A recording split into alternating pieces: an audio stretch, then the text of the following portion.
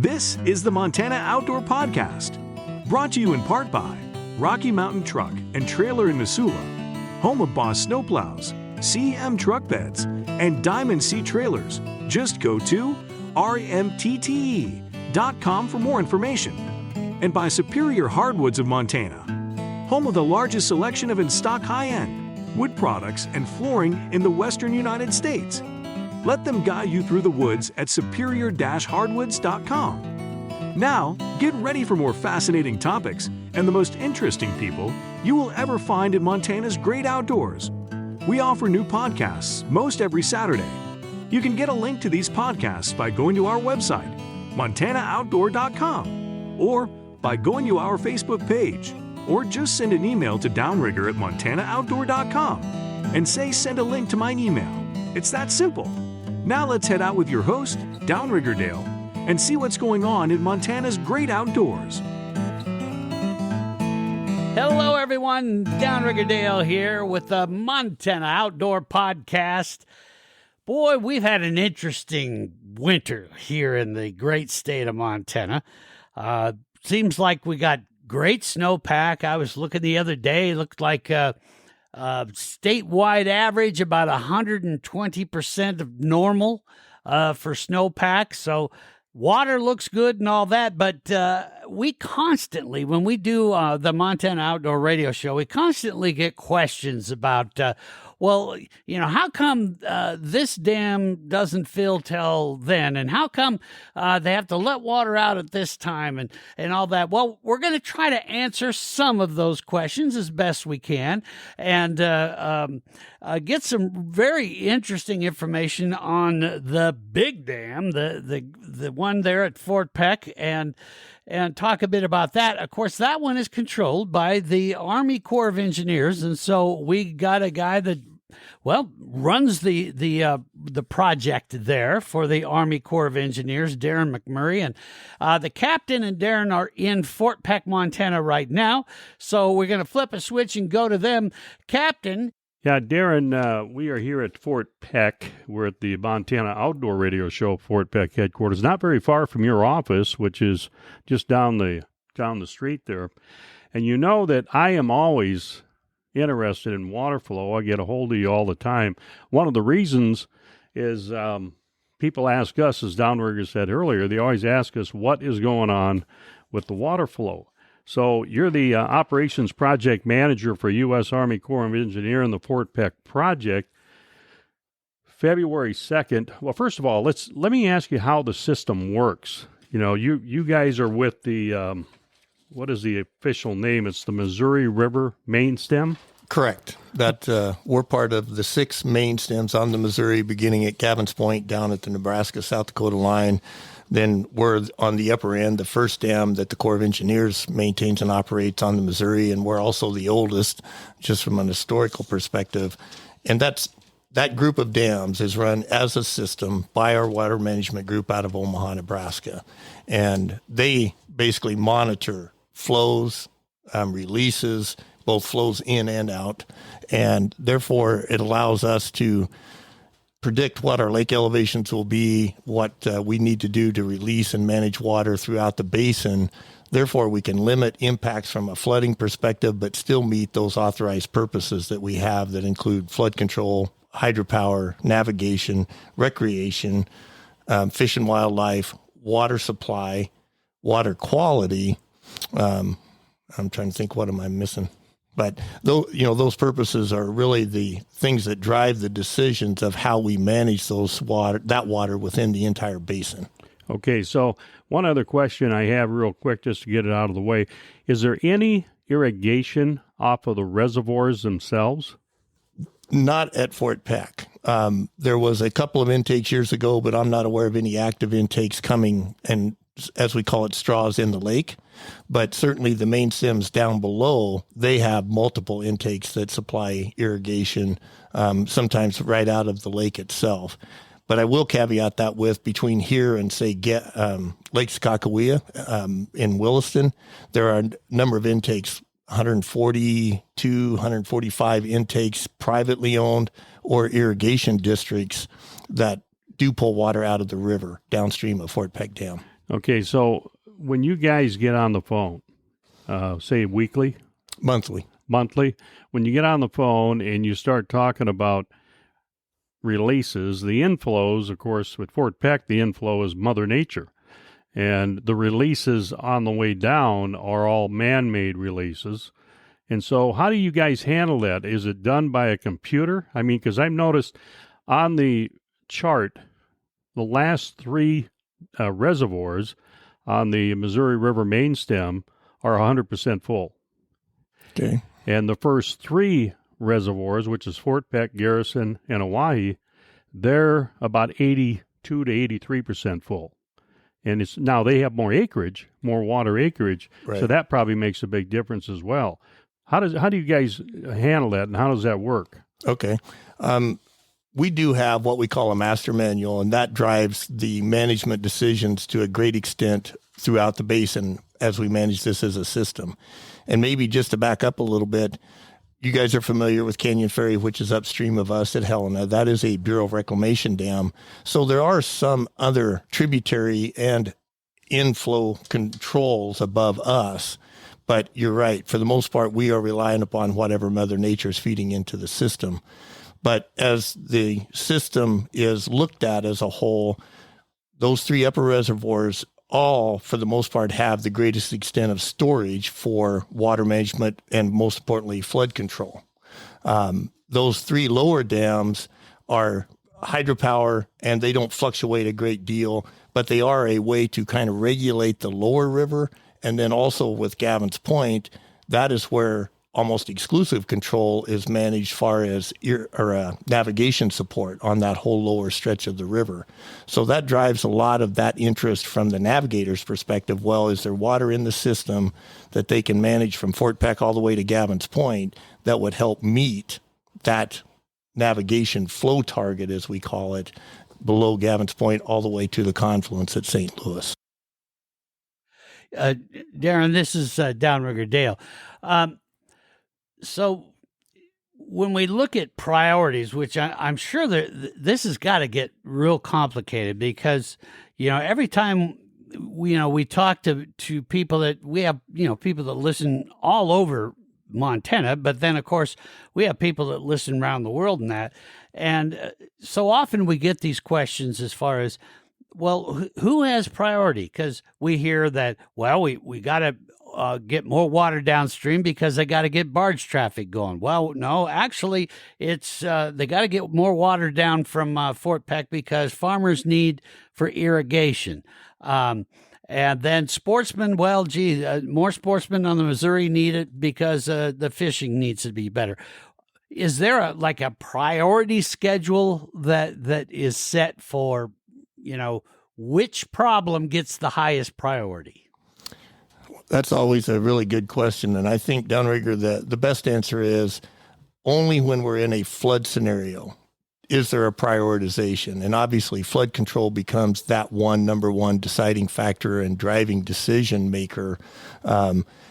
If we're not in a flood scenario, which we are not right now, certainly within the Missouri itself, obviously here locally, we've got some concerns with the Milk River drainage, and that's being controlled and managed, the impacts locally. But overall, if we get into that flood situation, then that becomes the number one priority. And the decision makers in Omaha at our water management group, they're looking at this system as a whole. How can we mitigate to ensure that we're protecting lives, protecting property? That is the purpose. And then still be able to evacuate water, as we call it, through this system to meet those other authorized purposes. Now, subject to not having a flood scenario anywhere in the basin, then the reality is those 8 authorized purposes I mentioned earlier, those do not have, a prioritization order. They're all of equal value. So we just try to manage the water we have within the system to meet each of those. And it's a huge balancing act. And it is we do use computer modeling, obviously. So we look at all those inflows And that would be also the tributaries that come in maybe downstream of Fort Peck. You've got the Milk, you've got the Big Muddy. There are some smaller streams, the Poplar River as an example, that come in between here and Garrison. So they're monitoring all of those inflow sources. And as an example, so if there were flood situations downstream of us from those tributaries, we might back off our releases here at Fort Peck for a temporary period. We may still generate power, but we would reduce those flows and the ability to generate power until that flow from those tributaries evacuates down into Garrison or down lower in the basin. Okay. All right. So is there like a, we think of air traffic control. So is there kind of like a river control that there's somewhere where everybody's taking in all this information from all around the country and saying, okay, here's where you guide it. You shut off or slow down, you speed up. Is there such a thing there for the Corps then? Absolutely. And that is that water management group in Omaha. They're looking at all the flow monitoring sites, snow-tell sites throughout the basin. And right now, we still have a lot of snow downstream that's still melting and coming into the system. So they're looking at what our runoff, which hasn't come. Fortunately, maybe that's helping hold that snowpack, in the mountains a little bit longer. So it helps them manage and spread out that flow throughout the basin in a little better capability. So in concert with states, U.S. Geologic Survey, and like NOAA, National Weather Service, we're communicating all the time so we know what's coming in, but then also what's forecast for the next week, the next 2 weeks, the next 30 days, next 3 months. And all of that helps go into that modeling to allow us to manage those flows throughout that period. All right, that makes sense to me. So last year, I got a hold of you, and I can't remember what the response was because I'm concerned about Fort Peck Reservoir. I'd like to see the water elevation continue to be real stable around 22, 35, something like that. And I think a lot of folks would that fish the reservoir. And when the Yellowstone blew out, it was pushing 82,000. Now, that doesn't do any good for Fort Peck. Right. It was pushing 82,000 into Garrison or Sakakawea, and you said, unfortunately, it doesn't help us. Why was that? Obviously, with the way the drainage system has worked, the Yellowstone confluence is well downstream of us at the North Dakota border. So what we're doing is still meeting our authorized purposes below Fort Peck to the Garrison project, too. So that's individually, we're meeting those authorized purposes in that balancing act. And then overall, they're trying to do that with each of the other 5 dams to ensure that we're still meeting all of our requirements throughout the basin and individually. Okay, that's as clear as mud to me, but it makes sense to you guys. That's great. So what happened the year when we went over the 2250, which is a full pool? What happened that year? Because we went over about, you probably know, about a foot. 2.3 feet. 2.3 feet. And it's interesting, just 2.3 feet causes quite a bit of havoc to marinas and not a lot of residents because you don't have a lot of residential places that close to the lake. But what happened that? Did Mother Nature fool you? Didn't necessarily fool us. It just what happened in that spring of 2011. We were right in that elevation you referenced. We were a little above 2234, I think almost 2235. That usually is the target elevation we want Fort Peck to be on February 1st in preparation for spring runoff. And under normal precipitation years, that would be able to collect and capture that rain and then control it as a release going further into the summer. Well, you're right. We had a really high snowpack that year. I don't remember the exact percentage, but we had good snowpack. And then that started to come. And then all of a sudden in May, we got, I think, like 11 inches of rain. Early June, we ended up having another 11 inches of rain. And for us here in eastern Montana, that's 2 years worth of annual precipitation just in those 2 months on top of the high snowpack. And then all of a sudden, we're pushing to 2250, which is the top of our spillway gates. Based on what was happening upstream of us then, that's still that inflow coming in, and the whole basin was full. It wasn't just us. Garrison was full. Wahi was full. they were managed in the lower basin, even in below Gavin's Point down into Iowa, Nebraska, Missouri, they were having high flows and rain. So it was one of those remarkable years that it was widespread precipitation. And what we did was raised our gates, our spillway gates, their vertical lift gates, 2.5 feet roughly, to surcharge, as we call it. So that allowed us to capture and store more water above that 2250 elevation and therefore help protect impacts from downstream of us. And again, it was an effort and ability to manage that water coming in, but then also controlling the releases of it through our powerhouse and our spillway that year, with hopefully minimizing impacts that would occur throughout the rest of the basin. It didn't minimize much of an impact for the spillway, however, because that spillway was taking a ton of water down, and it caused a tremendous amount of damage. You guys spent millions of dollars to get it up to snuff again. Correct. That year we ran about 52,000 CFS, cubic feet per second, through the spillway. Wow. We were running 65,000 CFS total out of Fort Peck, which was a record flow that we'd ever seen. But in comparison, downriver, Garrison, Oahe, those guys were flowing 160,000 CFS. So quite a bit higher levels of flows, but the basin was handling that for the most part. So you're right, there was erosion that occurred at the lower end of the spillway because of those higher flows and releases out of the spillway. We did construct a 350 feet extension in concrete to that structure following that event of 11, and that would help push that energy that comes out of the water where it impacts the plunge pools, we call it, further away from the main structure to help protect it forever in the future. We're talking with Darin McMurry, Operations Project Manager with the U.S. Army Corps of Engineers for the Fort Peck project. We're going to take a little break here, Darin, and talk about one of our great sponsors. But while we're doing that, I want you to think about this question, and we'll have you answer it on the backside of the break here, and that is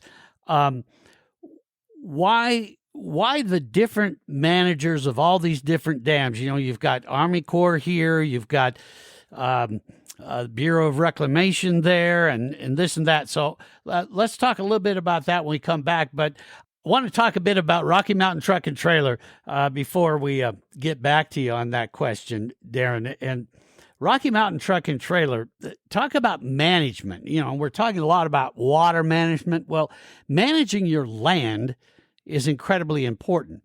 And one of the main tools that we use here in Montana are trailers. You've got trailers to haul your horses. You've got trailers to haul your equipment, and on and on. In fact, you talk to most Montanans, and they couldn't get the job done without their trailer. But there are so many now people out there that say, well, yeah, we're a trailer dealer too. See, we got a few out in our parking lot that some semi dropped off. Now, at Rocky Mountain Truck and Trailer, that's their business, and they deal with the top brands. Talk a little bit about some of the brands that they deal with there, Captain. Well, I can tell you this, that you made a good point there, Rigger, because there's some places that have trailers 1 month there, and then they don't have any trailers the next month. So it's a little bit more comforting. No kidding. I went to one place that they were talking to someone interested in the trailer. They said, we got to go find the wheels. We're not sure where they're at, but we're going to go find those. Yeah. It's a little There's a big difference. It's comforting to know that when you buy something from somebody, they're going to be there when you come back if you have an issue. It's a family-run business. Josh does a great job. If you need a part, sometimes these trailers are going to break down. If they don't have it in stock, they're going to get it for you.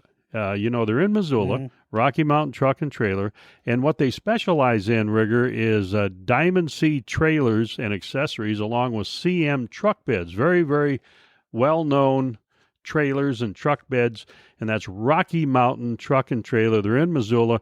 You can go online and see a complete listing of their inventory. It's rmtte.com.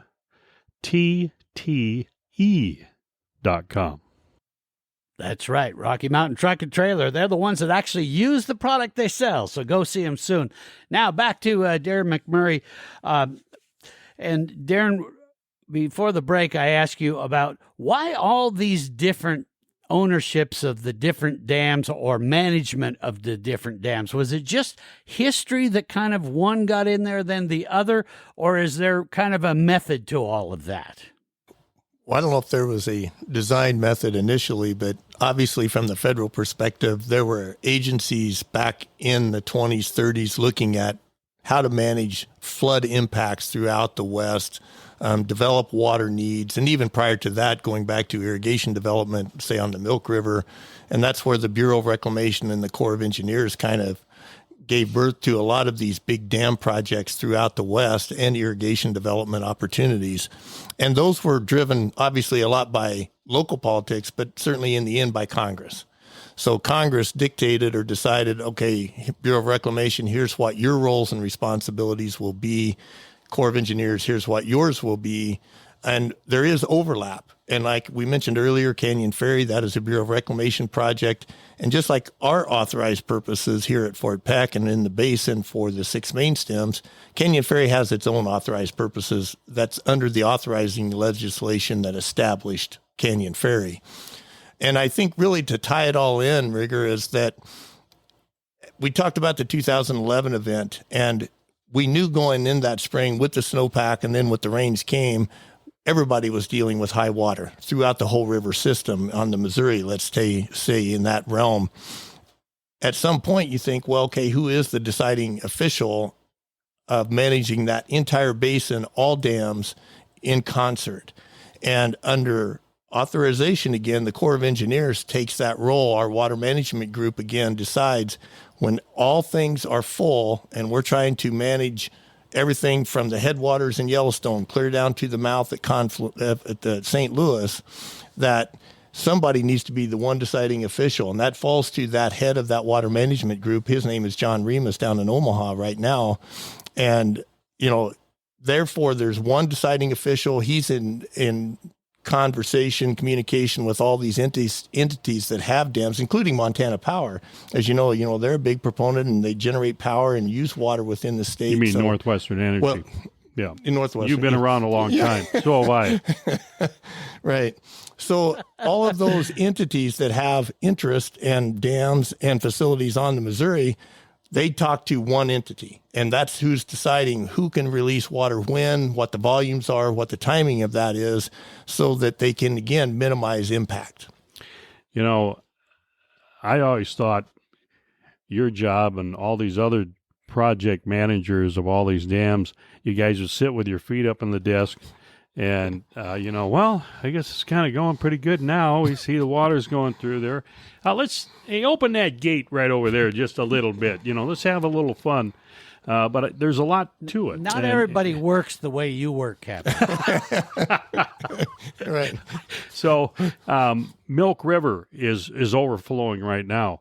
How do you get involved in that project? Because you said you were busy trying to help out with the flood control, which I don't know if that's even possible right now with the Milk River because it's done a lot of flooding. Right. So what's your involvement in that? Well, and that's another part of the responsibilities we have as an agency. We provide flood fight assistance and support to communities throughout our area of responsibility. And for me, that's everything from, say, the North Dakota line to the Rocky Mountain front, clear down into northern Wyoming. So when there are events such as what's going on with the milk today, we reach out to the communities and to our tribal partners throughout that drainage and see are there needs that they're having based on flooding or events that have occurred and what we can do to provide assistance, whether that be sandbagging or equipment, pumps, preventative measures. As an example, maybe you would have to extend a levee, raise a levee based on the forecasted flows. So it's just a gamut of things because of our engineering expertise, knowledge of flood history, working with the local DES, and that's critical. It's our communication and work with the local communities and them defining what their needs are for us and then where we can provide assistance to them and therefore, again, help mitigate impacts throughout those communities. Now, let's shift gears a little bit here, Darin, and talk about the different water uses in your area. So let's talk about like municipal water, drinking water. are there, as I understand it, Glasgow gets its drinking water. Is that from Fort Peck or from the Missouri below Fort Peck? Glasgow actually pulls water out of the Missouri River downstream of the dam. We only have, we don't have any municipal intakes in the dam upstream of the dam. The closest one is the little community of Fort Peck and the local area. There's the Fort Peck Rural Water District. They pull water off of our penstock, basically the tunnel that feeds our powerhouse. The next one is Glasgow's downstream at Nelson Dredge, about 4 miles. And then one of the biggest one is Dry Prairie, that system that feeds water to the communities from Glasgow all the way to the North Dakota border, everything to Canada. Oh. So that's a huge, diverse water system that continues to be developed and evolved to serve those communities. And they have an intake down at the Wolf Point Bridge. So we are serving those needs for water quality, water, drinking potable water capabilities for those communities. And those are the flows from the dam that help meet that requirement and that need. Then next, let's talk about irrigation, because when you drive around the Glasgow, Fort Peck area, you see a lot of farmland. I mean, the old saying, as far as the eye can see, that some of that, in fact, I'd say quite a bit of it gets irrigated. So how much of that gets pulled out of the system? I don't know a volume, but as I mentioned earlier, we have, I think, 142 or 145 separate permitted intakes on the river downstream from here to the North Dakota line. And those are irrigation intakes. And again, a lot of these may be individual farm owned, but there are a couple of irrigation districts that are tied to the Fort Peck tribe and some of their customers within the reservation boundaries. So those individuals are pulling that water out of the river as we make it available to them during our summer recreation season and that flow season, if you will. And then lastly, of course, Fort Peck also generates power. Who is getting that power that gets generated from the Fort Peck Dam? Super good question. We generate power, and part of our authorizing legislation made it available to the local REAs that were here to develop the power distribution system throughout Northeast Montana, in the early 1900s. So our responsibility first is to provide power to those REAs under a contract situation. And here's part of the interesting aspect of our power side. We are the generator. So we maintain and operate the powerhouses here at Fort Peck. Then we turn that power, basically as it leaves our switch yard right outside our building, to Western Area Power Administration. They are the distributor of power generated throughout the West by federal entities, Bureau of Reclamation, Corps of Engineers. So whether it's the Colorado system, it could be, the Columbia Basin system, there's power marketing groups that manage that power distribution to those REAs and supply it and manage it on the grid. So the other part of the Fort Peck interesting story is we're on the divide between the grid that supplies power to the western United States from here west. We also are connected to the eastern grid, so we can send power both east of Fort Peck and west of Fort Peck based on demand and where those gaps are maybe for power demand within the region. So when you're creating power, have you ever wasted power? In other words, there's not enough demand, so I don't know, what happens to power after it leaves the dam? Where does it go? And that, when it goes to our switch yard, then to WAPA, they are the ones that are in concert with the REAs and the other users to manage that demand. And you're right, sometimes that's the difficult part. Well, on demand, I want my toaster on today, or I want my heater on today. So demand continues to go up, but then all of a sudden it turns 70 degrees. Well, all that demand may disappear. And so it's a balancing act again by those entities, WAPA and their counterparts, their customers, to manage that demand and communicate back to us, well, we need, 85 megawatts today. And that's the good thing about hydropower. We can fluctuate that and meet that demand throughout the day. So we may ramp up when people get up in the morning and that demand is high. Really? As they make their coffee and breakfast. Then we, reduce that generation. Then we cycle back up maybe in the evening again. Is that done by releasing more water? It is managed by the water. Okay, everything's managed by the water. So I can see the dam and I can see all the electrical stuff. How come my power bill isn't cheaper here than it is, say, for example, in Lewistown? I can't really address that because that's the one thing about it. We generate it, but I don't always have. Trying to work a deal. Yeah, I got a big long extension cord. Yeah. Yeah. Do you ever get one of those deals where, let's say it's been kind of a drought and it's hot. Do you ever get, kind of like a Star Trek thing where the phone rings and they say, Darin, we need more power. And then you say, I'm giving it all I can. Yeah. Yeah. So it on the Missouri River main stem project, the tops of the trees, as far as I can tell, is number one. Is it barge traffic down the Mississippi? Is that a real priority? Power, is that a priority? I mean, it seems like irrigation doesn't seem to be a big deal on this Missouri River system, even though you said you got 145 permits. But on the reservoirs themselves, there's not that much irrigation water that comes out of the reservoirs. So it's got to be power. And how much of an influence is the Mississippi on how much water we give to them? Well, we'll try to handle that in a couple of answers. You're right. We don't have intakes within Fort Peck drawing for irrigation. However, those lakes downstream, some of them do, and some of them have very large intakes. And again, they may be an irrigation district that supplies water to thousands of acres. Now, there again, as I mentioned earlier, there isn't those 8 authorized purposes. We don't have a priority on them. It's a balancing act across all 8 of those. And we're putting water, if you will, into the river downstream of Fort Peck to support each of those 8 authorized purposes. And again, we don't guarantee water to an individual or to a certain user. We put water in the river and they're to get access to it.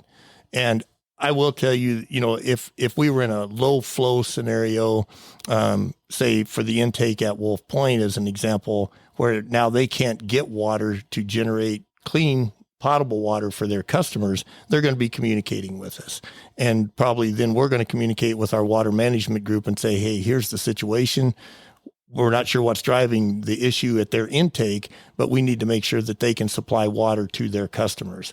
What do we need to do to adjust flows? And that would be true even for some irrigation. If we have water available in the reservoir to support higher flows to meet irrigation needs, say as an example, like last fall, with the dry late summer, there was limited capability to get to some of the pumps late into the fall. The irrigators ask for, can we maintain higher flows at 8,500, say into mid-September? That way they can use that water to irrigate their crops and get them finished before harvest. We'll work with them and we'll look at what's in the storage in the reservoir and then maybe adjust flows for a period to meet that need. But that may mean now when we do reduce flows, say mid-September, early October, we might have lower flows for a period of time. So we're balancing that water that's still stored in the reservoir as an example.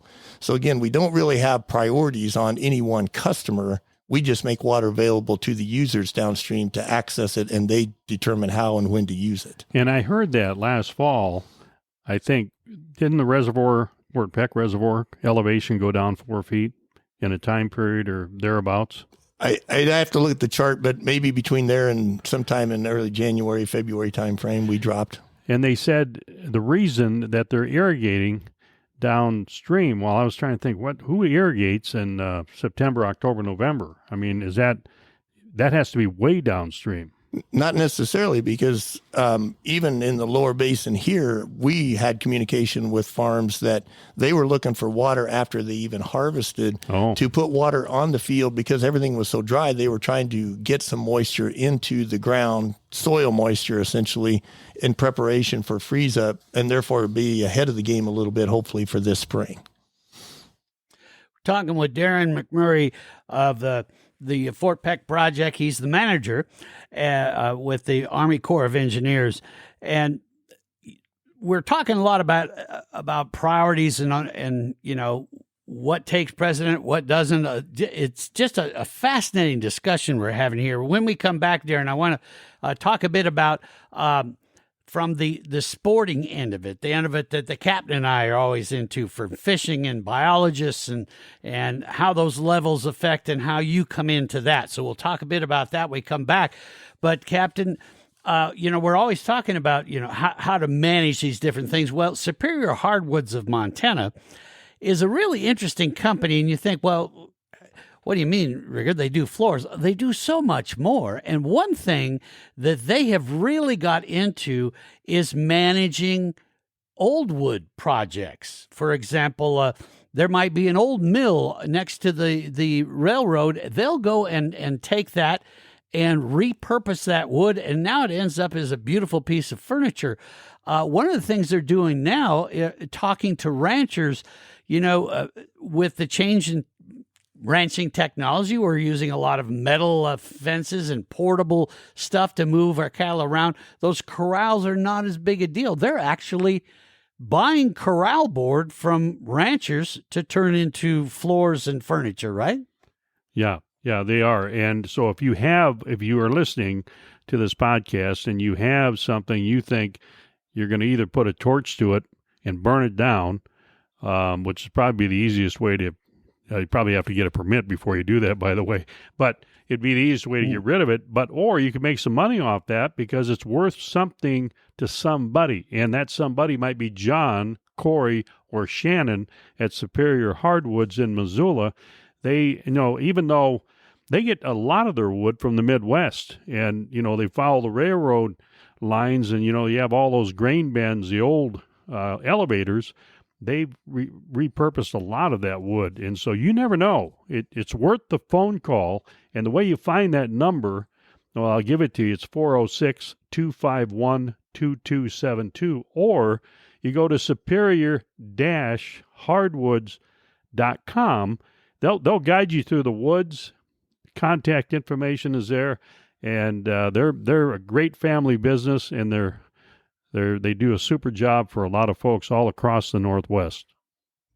Yeah, and if you get through Missoula, stop in and see them. They're Highway 93 South, just south of Missoula, across from that great big Peak Athletics Center. And you can go in and see what they've done. Time can add such character to woods, and go look at what they've done to repurpose some of these woods. It's just amazing.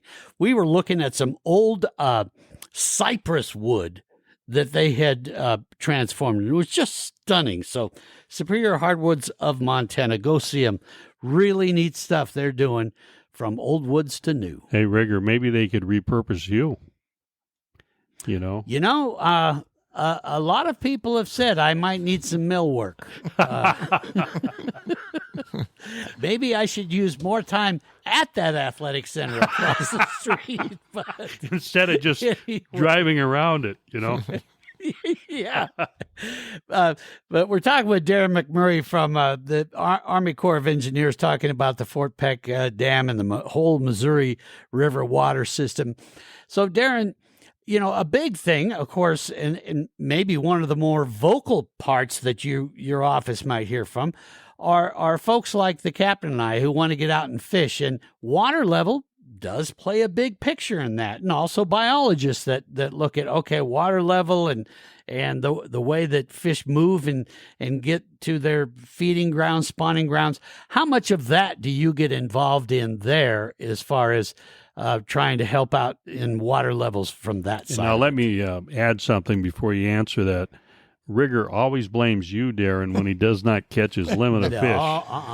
I'm sure there's probably a number of fishermen that blame me. It's Darin's fault. That would be the captain with me. He's usually asleep. When we feel the boat bump the dam, we know it's time to wake up and turn it the other direction.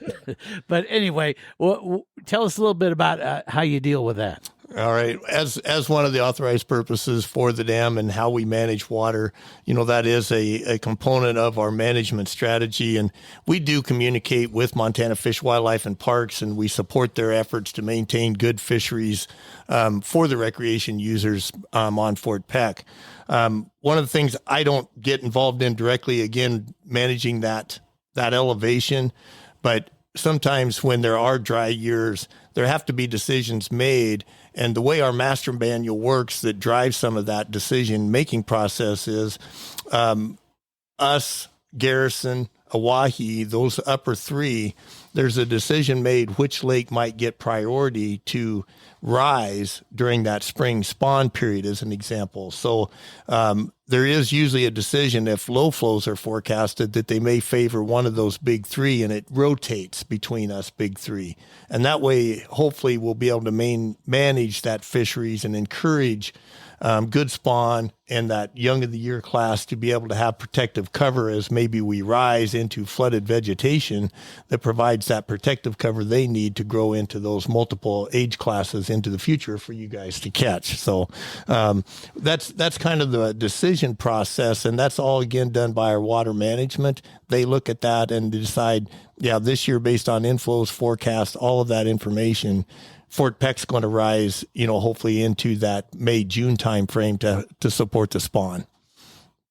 Well, one of the things that kind of fascinated me was when I was looking at that hatchery, which a lot of people, are very familiar with, that huge fish hatchery there at Fort Peck. That's actually owned by the Corps of Engineers, but managed through the FWP. Now, I for the longest time, I always thought, well, that's the FWP's hatchery, that they own that.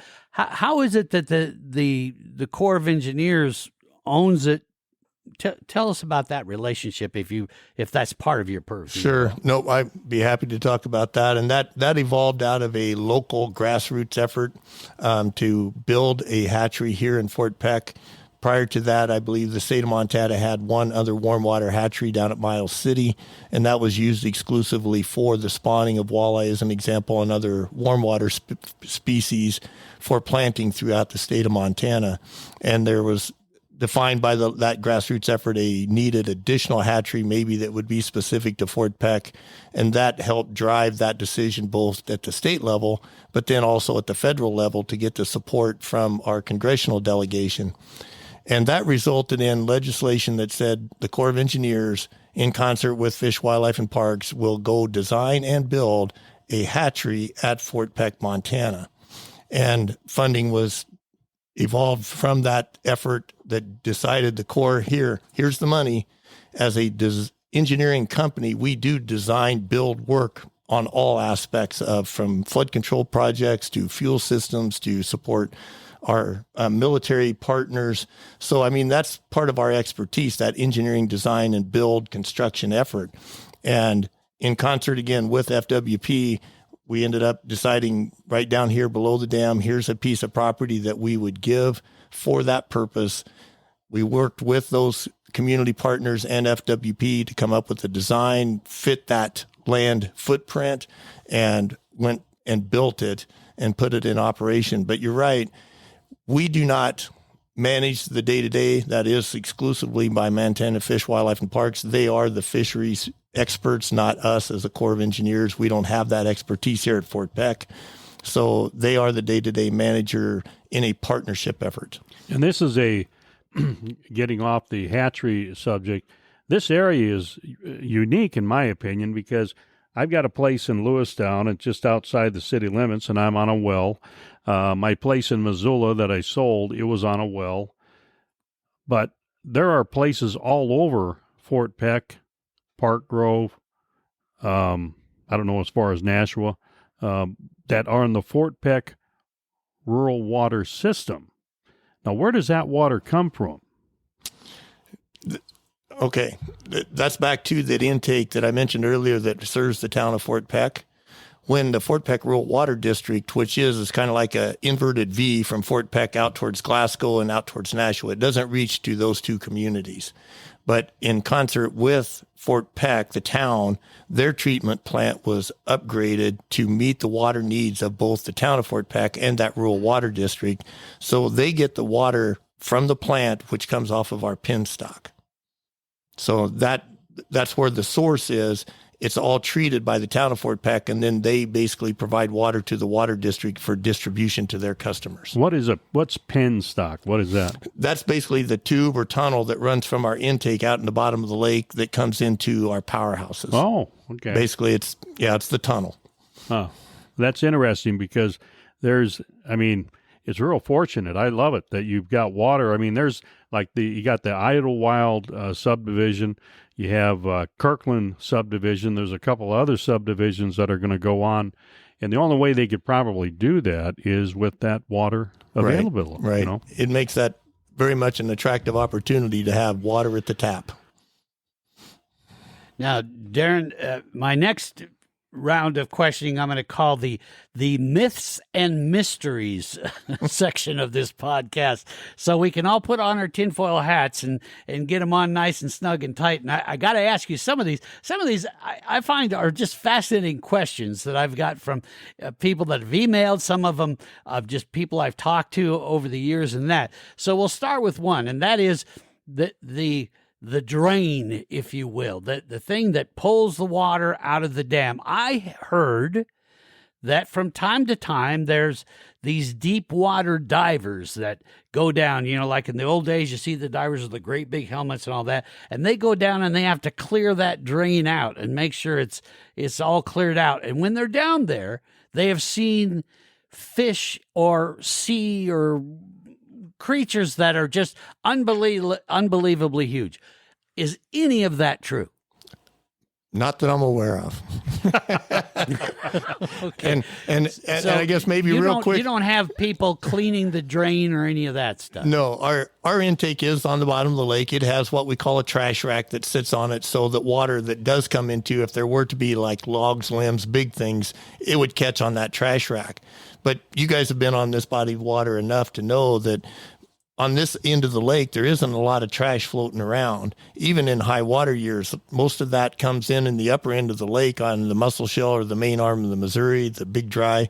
And that debris ends up in bays somewhere well before it gets to this end of the lake. So we don't have that kind of issue with, and also being the intake on the bottom, all that typically floats. So we don't have obstructions come into that intake. Now, I will tell you, technology has been really advanced. So instead of sending divers down there to do an inspection on that intake, we do it through a remote operated vehicle, a small submarine that's controlled from the surface that we run down there, and you can basically videotape it to see if there's anything of obvious concern. So there's no trash. Have you seen anything like the Loch Ness Monster or something huge down there? In the video I've seen, I've not noticed anything go across my screen like that. What he's trying to say, Rigger, is that there's more trash talking in our boat than there is trash down there by the screen. All right, next myth and mystery one is I've heard people say there's actually, just like the president has the big button that he can push and off go the nukes, there's a big button that can be pushed and can drain the reservoir. And from time to time, there's that wealthy landowner that says, here's a bunch of money, Darin, I need more water, and you push the button. I don't have an easy button. I don't have one of those options to just decide, today, or influences would say, Darin, you're going to drain the lake. So that's all done, as I mentioned earlier, in concert with our water management group. And I don't have that kind of power. So we don't need to take you for a psych evaluation, so you don't push the button one day and we all see dry land or anything. No. Okay. I don't know who you're hanging around with, Downrigger. A lot of people just assume that I'm crazy because I fish with you all the time. But, it would be interesting one day. I'd love to see some of that video of what that's like down there, and also just see if I could find any of my fishing gear from salmon season down there. I know that Boy, we've lost some expensive stuff. Bill Zaratka, I think, hooked on to one of those with his downrigger ball. On the grate? Yeah, and that's tough to get off. I think he had to end up breaking his cable at one time, so I don't know if that thing comes down through. When you had that high water year, there was a number of fish that went through that spillway. How much, and guys were catching them down there below the river. How much fish, the spillway's not operating right now, or at least water's not going over it. How much fish goes through the actual system, you figure, just normally? That's hard to predict. Obviously, if you've ever been down below, even the powerhouses, you'll notice that eagles in the wintertime, there's other predatory birds that spend a lot of time in that river system. And there are a number of cisco that end up coming through. Typically, it's what we see coming through the plant. And they may get, injured, or they may be disoriented because of that drop and the impacts. I can't imagine what it'd be like going through that turbine and getting spit out the bottom. But it is part of the impacts to the food source, let's say, the prey source, but I don't know through the powerhouse we see a lot of sport fish go through. I do recall, I was seeing a lot of that going through the spillway. All right, let's talk this year. Water elevation in Fort Peck. You emailed me because I asked you on the 2nd of February. You said it's going to go up 4 feet from the current level, and that was about 2218, so it'd be about 2222. And then April 4th, you emailed me and said, good news, it's going to go up another 4 feet. So did we get that much moisture, or did somebody downstream say we don't need that much because we've already got a bunch of moisture? What happened there? It's all based on snowpack and moisture that's come upstream in the drainage basin. The forecast certainly looked at that snowpack that occurred, and a lot of that did occur in late March, obviously. And that's what's resulted in that April 1 forecast of a positive 8 feet rise. And you mentioned that the elevation. Today we're at 21.5-ish. Yeah. So we're already almost to that forecasted elevation that was back from February. Yeah. Now, one year, and I can't remember who owned the marina. It wasn't the Collingsworths that owned the marina, but it was dry. And in June, they got 5 inches of rain.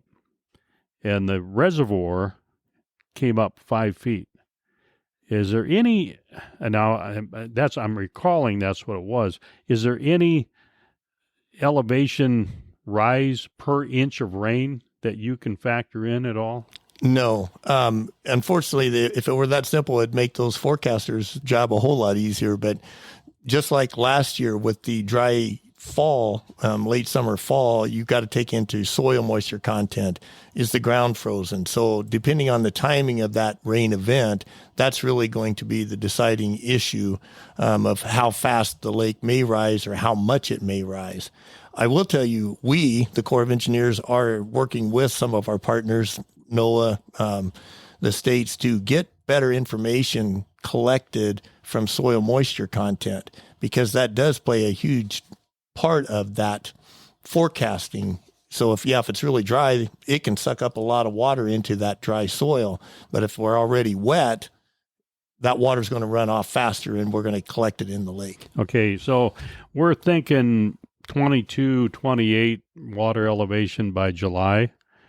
I'm looking at these boat ramp elevations, and it looks like about every one of the boat ramps will be usable with the exception of the Hell Creek State Park Marina.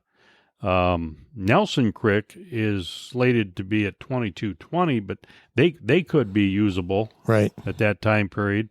And the one that's kind of the mystery to me and to a lot of folks in Western that use this is a Crooked Creek Marina, which is closed now but it's a 2223. But you said something when we started losing water that things shifted around and you couldn't use. That's probably not an accurate figure there, 2223. Well, those elevations are typically what we've tried to collect to make sure we know what the bottom elevation, the very bottom edge of the concrete is, or the very top edge of the concrete is.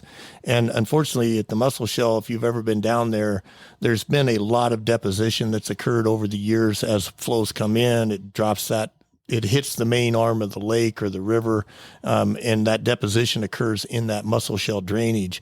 And that's why that 23 may be, well, the ground level might be 25 inside that basin. And therefore, until we get to 27, 28, we might be able to open that or have access at that Crooked Creek site. It looks like the Flat Lake ramp has had some earth being moved around it. What's that all about? Mostly due to wave and wind action, depositing silt near and adjacent to the ramp or on the ramp. So prior to ice out, we tried to get out there with a piece of equipment and get rid of some of that material. So hopefully it'll preclude us from having to do such silt removal work later this summer.